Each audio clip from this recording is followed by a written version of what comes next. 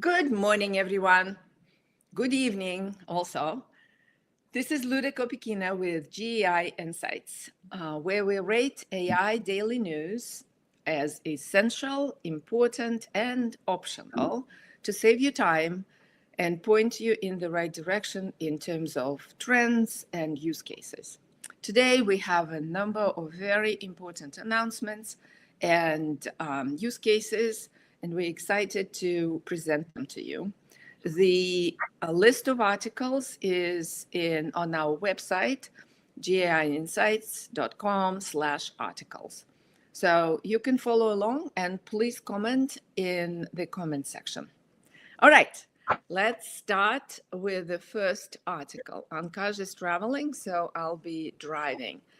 So the first article is from Meta that unveils the Llama 3.3, 70 billion parameters, but much cheaper. What do you think about this, Adam? I could kind of go anywhere, honestly, from optional to essential, depending on how you look at it. In some ways, you could say it's incredible. This is a 70 billion parameter model that's outperforming 400 billion parameter models. It is text only. It is a crowded space to be competitive and just continue to reduce costs. I understand it outperforms GPT 4.0. But 4.0 as well, the costs have come down significantly. The cost of inferencing continues to go down tremendously.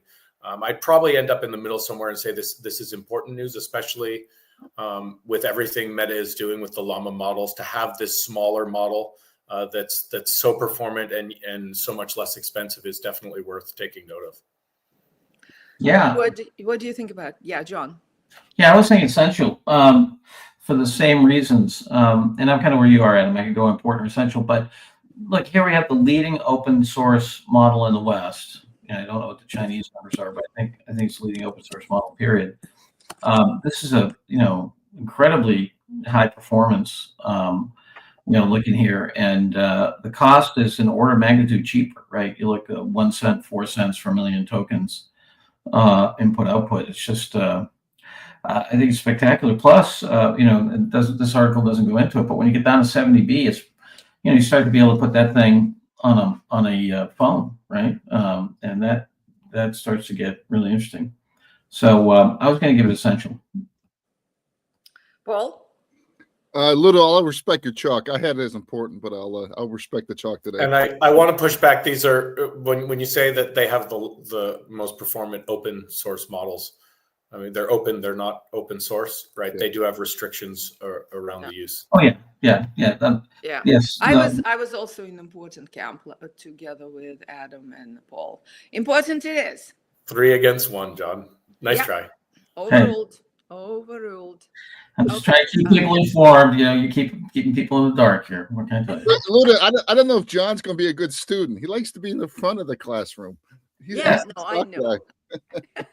I know. But if you ask him, a lot of things are important and essential. So we usually, I think Adam and I look for arguments to actually balance the John. So I believe in reading. It's a funny thing. We are just, just like a good orchestra. All right. The next one is OpenAI introduction of the O1 Mini. But what they're introducing is something that they will open to view in their like a sandbox type of environment. And it feels like a feature, but John, what do you think? I was going to definitely give this an optional. I mean, this is it's a feature that you have to apply to get a chance to use, and it's a partial part of, how you do improvement and reinforcement, fine tuning. This was definitely an optional for me, contrary to my brand within this group, I guess, where I tell people everything's important. But how about this super option? Paul, Adam, what do you think? Optional? I had nothing, Burger. It's part of their 12 days, and it's. Yeah, if all of their 12 days, Paul, would be like that. It's a nothing burger 12 days. Yeah. I hope they're going to give us some really good announcements. Okay, then Adam, okay, optional? Yeah, I think we may look back and come to find that this was actually more important than we thought it was at the time. It might be that it's a bit early, and I don't feel like I'm quite wrapping my head around what. Okay, Adam, you froze. Yeah, it looks like we lost. Yeah, so Right. it is possible because they don't explain it in this announcement. So it's a feature. Okay, optional it is for now. Let's go next. The next one comes from Canada, where the Prime Minister announces the 240 million investment in Kahir to put together the compute capacity. Sounds like a drop in the bucket, but what do you think about this, Paul? I had this as essential. I mean, this is right down the sovereign AI, own your own intelligence. We saw this with Denmark and NVIDIA a few weeks ago. This is part of a $2 billion package that Canada's doing. Canada's just the size of a U.S. state, so they're ahead of many U.S. states, and their Vector Institute is, I think, one of the premier public-private partnerships activities I've seen in the world here. So I had it as essential. John, what do you think? Interesting. I had it as optional. Yeah, I hear what you're saying. I mean, it's yeah, I could. I hear your argument. I was thinking just in terms of what does it tell our AI leader? I think in terms of policy and where the geography of this stuff's going to be. You have China, you have the U.S., you have the U.K., and then Canada. Right, it's the fourth largest. And what's amazing to me is how big the fall off is. Here we've got 240 million bucks. I mean, you have 100 venture capitalists who personally can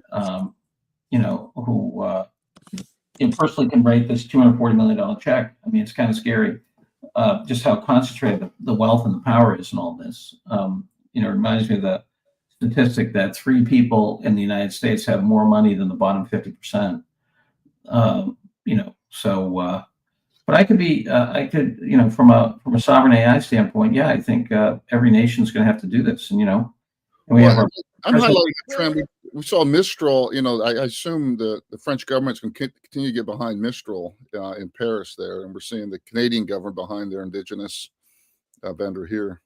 Yeah, we have the wonderful, foreign policy of our, elect candidate, going up to the premier of Canada and telling me, hey, you could be the 51st state, lucky you. Yeah. Well, guys, I was optional together with John, but I'm happy to put it as important to split the difference.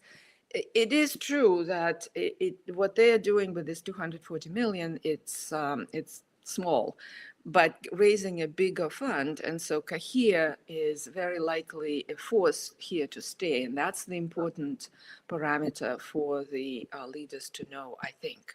Well, and I think I think the AI leader needs to have at least a point of view on the nation state competing in this world. So you've got China with their models, Middle East with their models, and I think it's anyway. Essential. Okay, I'll go with you. Essential. I'm back. If I can just jump in on that, I don't know if you discussed the point in there about building the new AI data center. I just wanted to point that out, that in some ways it's the first I'm seeing of a potential model here for a lot of countries that want to follow in terms of pursuing sovereign AI and doing something like this, where they make a small investment in a company, but it allows the company to have the confidence to then bootstrap this larger collective investment into the infrastructure for that country. So it'll be cool to see how this plays out, but probably this news alone would be optional. Yeah, interesting. So yeah, in terms of U.S. states, Canada's about the size of New York or Texas. So it's. But I think what is very interesting about Canada, we invested, and I invested in a couple of startups. This is their way to do it, really, with good technology. put some money in as a free grant effectively that allows the company or the startup to amass much bigger funding. And they're essentially an instigator for this stuff. And it's very powerful and it works. So good best practice for states and the like. Okay, we decided to put it essential per Paul's plea. Well, no, I'm happy. I missed his case. I was blue screened rebooting the laptop, so I don't know what the. Adam, I had essential. John has optional. So and I was suggesting important in the middle. What's your vote? Optional. I want to know Paul's case, but yeah, we can come back to that. It's sovereign. The whole notion of the importance of sovereign AI, and Cohere is a big participant, is what Michael Novak's been saying. And then Canada is a fertile alternative to the U.S.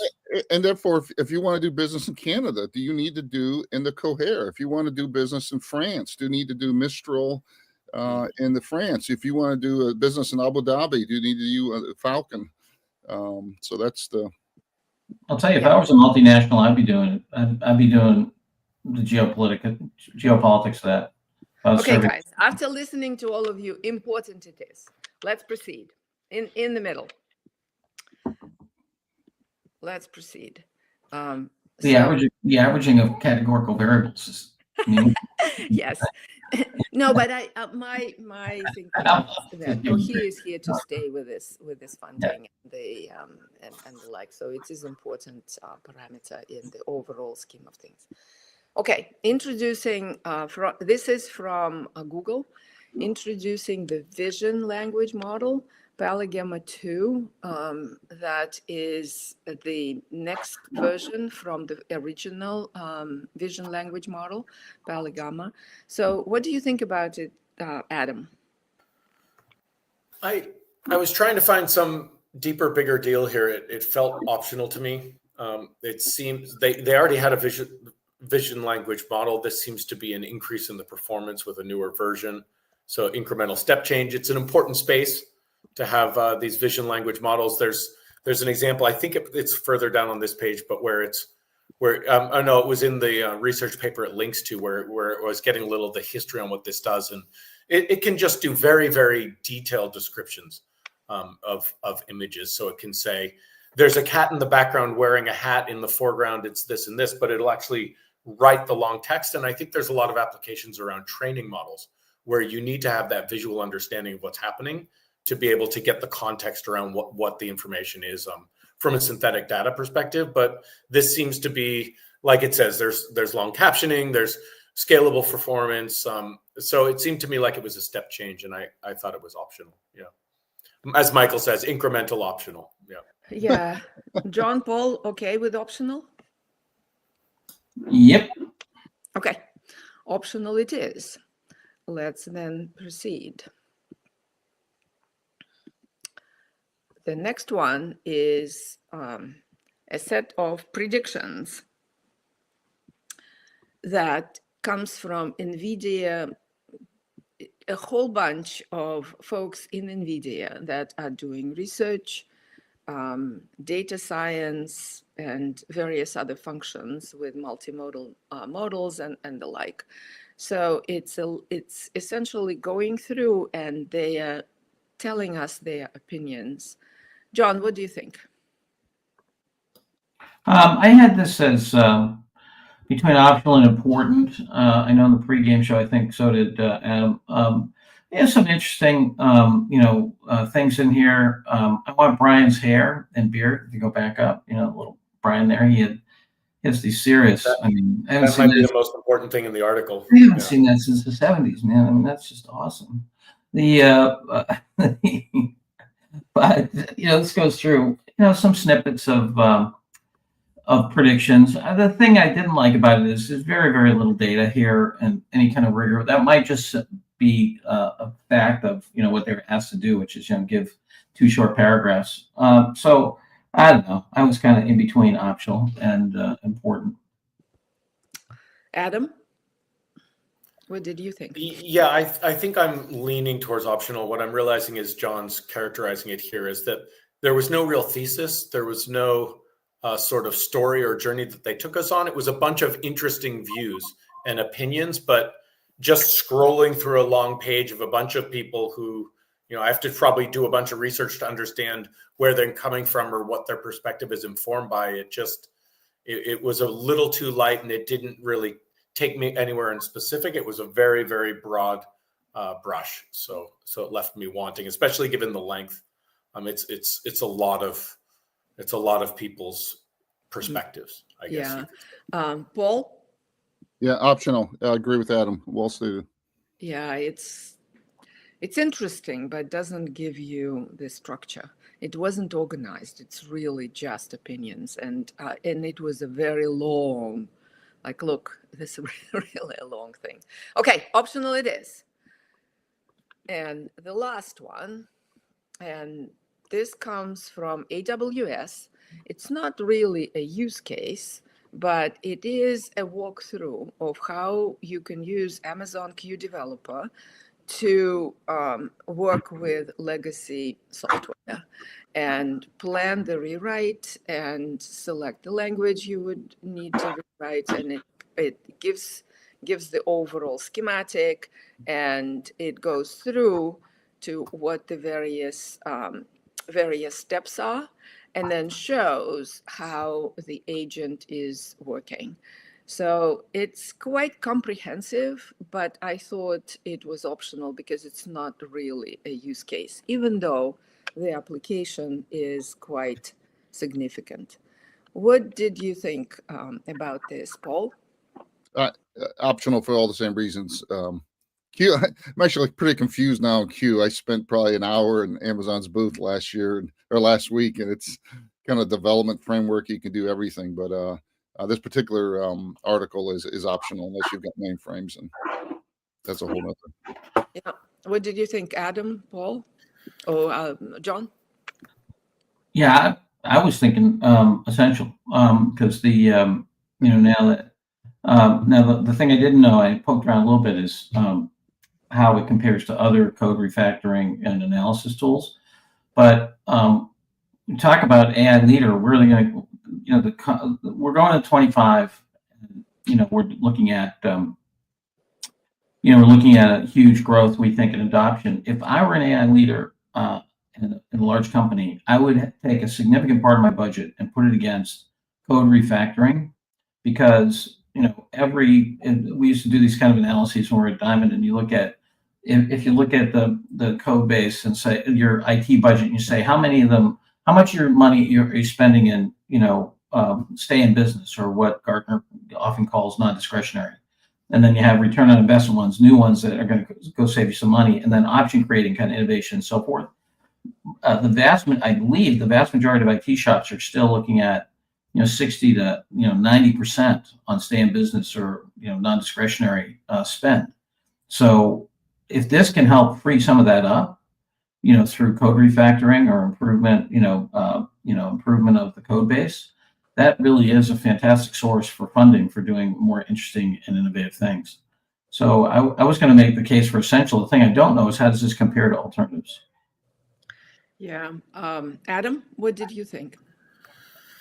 I was on important, but I might be swayed. The message for the AI leader, if you're going to get the immediate benefit from generative AI anywhere, it is time to pay down your technical debt, because there are ways now to modernize and to refactor and to get efficiencies and consolidate on new platforms. If it's not Amazon Q, if it's on Azure, if it's with Google, whatever it might be, this gives you a good lens into what that process is, how it can work, all the places. I mean, this goes into quite a bit of detail about all of the places where generative AI can have a massive impact on the full life cycle of the modernization initiatives. So I was thinking it was important, but I think I was thinking of it as an important piece of news for Amazon. But as I think more broadly, I could be swayed to consider it essential. Yeah, I was also on important and can be swayed in essential. I agree with Adam. This is first of all, it's a huge area of application of Gen AI. Also, the tools like you There's others, but this goes through essentially a use case of how you do it, and you can free quite a bit of resources. So I was important / essential. So I guess Paul can be swayed to essential here. Yeah, I'll. No, I'm not essential, but I'll support whatever the group is. You're not essential. Okay, tell us about it, please. Well, yeah, refactoring is not a new trend. I think the statement that Adam made is a really interesting one, is that Gen AI gives you ability to pay down technical debt and free up data here. So I think that's this article doesn't say that, but I do think that's an important commentary. So I want to make Adam's my analysis is essential, but the article's optional. Exactly. You're in John's analysis, as usual, is essential. John, you are with essential label today. Here you go. Well, and I agree, and I hear what Mike Novak is saying, that we don't have data and so forth. The thing is that what I like is that if you use this to do your refactoring, of which all these significant shops need to do it, you are learning about generative AI and Bedrock and so forth while you're doing stuff that and I don't think you get that when you use some of the others, some of the other tools. The other thing is that I bet I do agree with our predictions that 2025 will be the year of adoption of a lot of these things, but there's nothing like going to an old crusty IT director and helping pay down technical debt as a way to build credibility. So if you're perceived inside the organization as this wingnut that's going to have AI do everything, and then you go back in to the boiler room and you find them 10, 20, 30 million bucks worth of refactoring money, that builds a lot of credibility. Yeah. Okay, we'll put it as important. All right. Not yet essential, but important. Okay, great. Important. Wait. Okay. Great. Yes. Adam, important, and we support AI leaders and wingnuts. Hey. We love them all. See, John, the reason for important, I think, for all the things said. I was just kidding around with it. Okay. All right. Luda, I've got the final tally if you want to bring my screen up onto the stage. Yes. So we have 3 importance and the rest is optional today. Well, actually, good Monday. And we could have made a couple of these as essential, but we didn't. So it's a good Monday. Thank you very much for a good discussion. Oh, yeah. Yes, sorry. One announcement, Luda. Sorry. Go ahead. Oh, yeah. So tonight's Learning Lab, we have Pete Blackshaw from Brand Rank AI, and he's going to be talking about gift ideas from the robots. And his company compares how the shopping experience and shopping discovery has been radically changed by asking Claude versus OpenAI versus others. So tap in tonight at 7 o'clock Eastern, 4 Pacific for a really lively discussion on one of the world experts on this changing and shopping journey, moving to answer engines. So Pete Blackshaw tonight at Learning Lab. Yeah, he's as gracious and fact-based as he is insightful. So you'll enjoy it. That's right. Okay, join us tonight. All right. Thank you, Paul. Thank you, everyone. We'll see you tomorrow. Bye now.